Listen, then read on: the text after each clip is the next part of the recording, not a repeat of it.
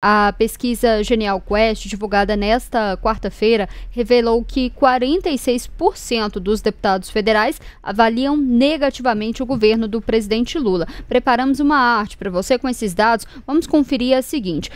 Uma das perguntas da pesquisa era sobre a avaliação do Lula no Congresso Nacional. 46%, como eu disse, considera negativa e 27% como positiva. 24% consideraram ali como regular a gestão do presidente Lula e 3% não responderam à questão. E também teve uma outra pergunta que a pesquisa que foi a avaliação do governo Lula entre os deputados independentes. Nessa questão ali da pesquisa, 44% considerou como negativa e 44% também como regular, e apenas 8% considera a gestão ali do resultado das ações do governo Lula como positiva. E aí, esse levantamento também indica ali que a maior parte dos parlamentares consideram ali também como positiva a presidência do Hugo Mota à frente da Câmara dos Deputados. Vamos conferir qual que essa arte ali da aprovação entre o Hugo Mota. 77% entre os deputados governantes considera como positiva e da oposição 47% desaprova ali a gestão do Hugo Mota. Levi, queria perguntar para você, como que você avalia o resultado dessa pesquisa? Já era esperado, principalmente por conta desse cabo de guerra que a gente está vendo entre o governo federal e o Congresso? Pelos dados, a gente pode resumir até que a base está mais favorável ao Hugo Mota do que ao presidente Lula, né? Pois é, Letícia, esse resultado especificamente é bastante interessante. Eu acho que mostra aí várias nuances, né?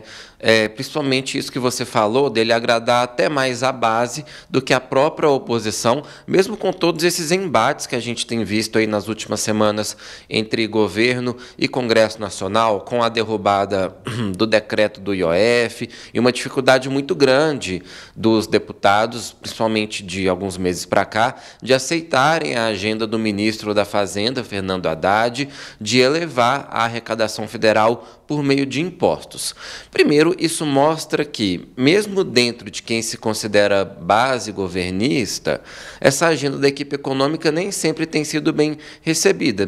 É claro que a gente tem aí aqueles deputados mais à esquerda, ali do PT, de partidos de esquerda, que vão ser sempre mais fiéis ao governo, sobretudo na agenda econômica, mas você tem ali os deputados de centro, os deputados do centrão, que ainda se consideram base, mas que tem essa resistência maior a essa agenda do Ministério da Fazenda. Não era assim nos 2 primeiros anos de governo.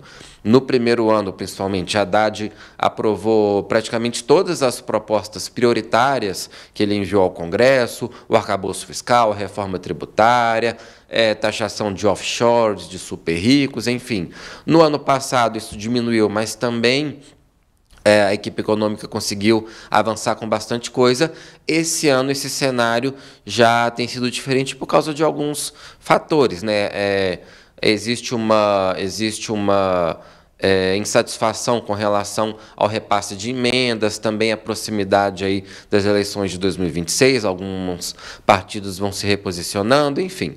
Mas, então, como Hugo Mota tem encampado aí esse embate de boa parte do Congresso com essa pauta econômica, isso reflete nessa boa avaliação por uma grande parte aí da base aliada do presidente Lula. E aí a gente olha para o lado da oposição, que, em tese, era para muitos desses deputados estarem satisfeitos com o Hugo Mota, né, porque ele adotou essa pauta aí anti-aumento de impostos que a oposição tanto prega, ajudou a impor essa derrota ao governo na semana passada ao derrubar o decreto do IOF, mas, para além de derrubar decisões do governo, o que a oposição quer? o PL da anistia, né, que concede anistia aos condenados do 8 de janeiro e aos investigados, o que poderia incluir, inclusive, o ex-presidente Jair Bolsonaro e os aliados dele que são investigados no inquérito ali do Supremo Tribunal Federal e já são réus. E Hugo Mota não dá nenhum sinal de que vai pautar a anistia, ou pelo menos não da forma como a oposição quer, né? Mota já deu sinais até de que aceitaria pautar um texto mais moderado, que mude ali, que diminua o tamanho das penas que foram imputadas aos condenados, mas não uma anulação dessas penas, uma ideia também que já foi encampada pelo presidente do Senado, Davi Alcolumbre. Mas os bolsonaristas não aceitam essa versão mais light dessa anistia, esse meio termo, eles querem anistia irrestrita. Então, acho que tanto base como oposição têm razões para aprovar e para desaprovar a gestão de Hugo Mota. Ele dá sinais dúbios ali em vários temas, né, tanto na economia como em pautas de costumes, nessa questão da anistia, e aí cada deputado interpreta esses diferentes sinais que ele dá de uma forma distinta. Então, por isso que a gente tem essas diferenças aí. E sobre a desaprovação do presidente Lula, acho que na maioria aí dos parlamentares, acho que tem a ver com muito disso que a gente pontuou aqui, né, com desse mau humor do Congresso com as medidas da equipe econômica.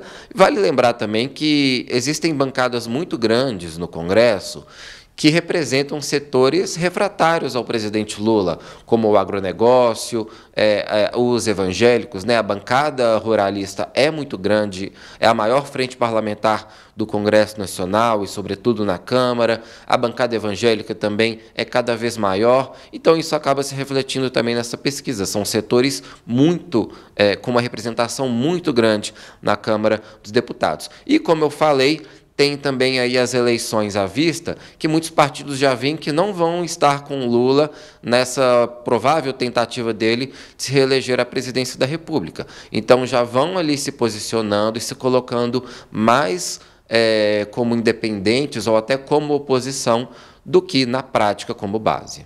Levi, é interessante observar quando você fala dos motivos que levam a essa desaprovação entre os parlamentares no governo, né? Eleição de 2026 com certeza é um deles, mas é interessante, você aponta ali algumas medidas impopulares do governo por conta que isso pode influenciar, sim, a avaliação dos parlamentares, mas aí eu lembrei que na questão do PL da anistia, quando a gente estava discutindo que chegaram a assinar um requerimento de urgência, 56% da assinatura veio da própria base do governo, de um projeto que o próprio governo não aprova. Mas eu vou pegar esse gancho, você citou ali alguns projetos, a gente vê que o governo Lula está tentando passar uma série de medidas, mas até então sem sucesso. A gente vê, eu até te pergunto depois também, se você considera que está tendo uma morosidade desse Congresso em relação a algumas pautas. A gente não vê um Congresso aprovando muitos projetos. A gente viu o PL da reciprocidade, enquanto estava se discutindo as tarifas do presidente norte-americano Donald Trump, mas até então a gente não viu um ritmo acelerado ali de votações no Congresso. Mas essa pesquisa que a gente está discutindo, ela também falou qual que é a avaliação dos parlamentares sobre algum desses projetos. E segundo o levantamento, mais da metade dos deputados federais são contra o projeto que limita os supersalários no funcionalismo público, enquanto o fim da escala 6x1 é rejeitado por 70% dos deputados federais. Vamos conferir, a gente preparou uma arte sobre a avaliação dos parlamentares sobre alguns desses projetos discutidos na Câmara dos Deputados. E enquanto das principais bandeiras, né, do presidente Lula é a questão da isenção do imposto de renda ali para quem ganha até R$5.000. 88% é a favor dessa proposta, na verdade 5% é contra e 7% não opinaram aí, não responderam à pesquisa. Outra questão, como eu disse, a do PL dos supersalários, que é uma proposta polêmica. 32% a favor, 53% contra e 15% não responderam. O PL alternativo da anistia, como o Levi havia citado, que foi ali, o PL da anistia não levou adiante. O Hugo Mota sinalizou que poderia levar ali um projeto que fosse um pouco mais moderado, com algumas mudanças. Esse PL, 54% é a favor, 24% contra, e o fim da escala 6x1, 70% dos parlamentares disseram que são contra esse projeto, enquanto 15% são a favor. Levi, como que fica essa questão ali também desses projetos ali em relação... Já era esperada essa avaliação dos deputados? Isso explica por que esses projetos também não estão passando?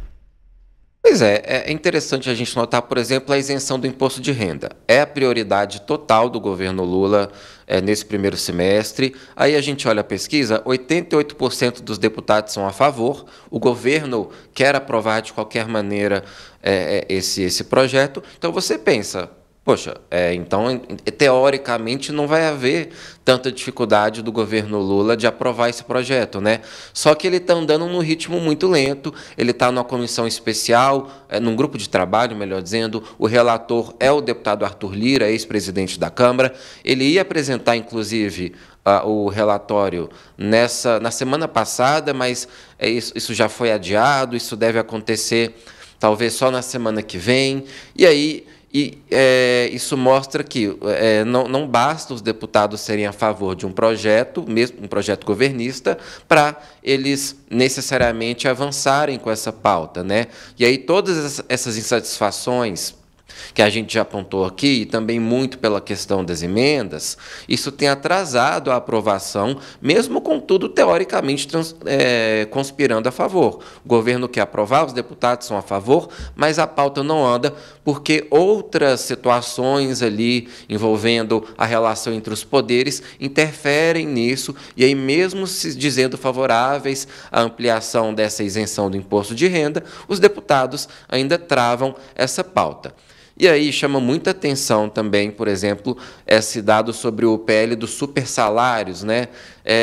Bom, existe um lobby muito grande ali de várias categorias que recebem esses penduricalhos, essas rendas que são apontadas como supersalários. Existe um lobby muito grande de algumas dessas categorias, do judiciário, até de uma elite do funcionalismo público, e isso acaba interferindo também nesse resultado. Tanto que essa discussão dos supersalários não é de hoje, ela já desde que eu cheguei aqui em Brasília, há alguns anos já existem projetos, às vezes avançam, às vezes param, mas aprovação mesmo é muito difícil a gente ter. O governo Lula também enviou um projeto contra os supersalários, o ministro Haddad defende, mas ainda não conseguiu avançar.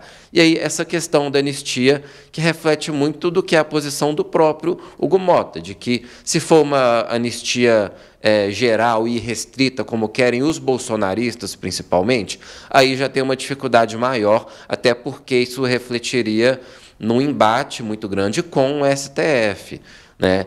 Então, a aprovação de um projeto, um meio termo, como querem muitos desses deputados, aí já não teria uma resistência tão grande assim dos ministros do Supremo. Mas não é o que quer a direita mais radical. Então, acaba existindo esse impasse também.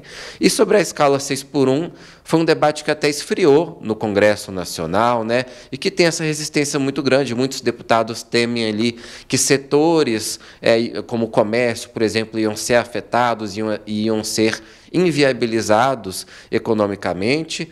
Essa proposta da deputada Érica Hilton, né, do PSOL, que o governo também se diz a favor, mas a própria deputada disse que tem tido muita dificuldade até de procurar o próprio Hugo Mota para tratar do avanço desse tema, e é um tema que dificilmente vai avançar até o ano que vem. Até provavelmente vai ser um grande tema da campanha eleitoral de 2026. E, Levi, eu queria perguntar para você, queria perguntar essa morosidade do Congresso. O governo aposta principalmente nessa questão do imposto de renda para poder aumentar não só a sua avaliação, a aprovação desse governo, mas também como uma pauta pensando em uma reeleição do governo Lula. Então tem alguns projetos ali que são uma aposta desse governo, mas a gente vê que as pautas não têm avançado. A gente sabe que 2026, ano que vem, já é um ano de eleição em que o Congresso tende a funcionar em um ritmo mais aquém, né, por conta que a maioria parte desses deputados também estão preocupados ali nas suas campanhas, pensando ali em reeleição. O que dá para a gente falar, o que é discutido aí em Brasília, de quais projetos têm viabilidade de tramitar no Congresso nesse segundo semestre? Tem como prever do que pode estar nessa pauta? Tem espaço para alguma coisa? Porque a gente sabe, esse primeiro semestre foi um primeiro semestre bastante lento no Congresso Nacional. A gente teve a eleição da Câmara, então teve todas essas negociações. Agora a gente já está quase próximo, né, do recesso parlamentar, tem as festas de São João, então já não vai funcionar, já acabou esse primeiro semestre aí em Brasília. Tem algum espaço para algum desses projetos irem para a pauta no segundo semestre?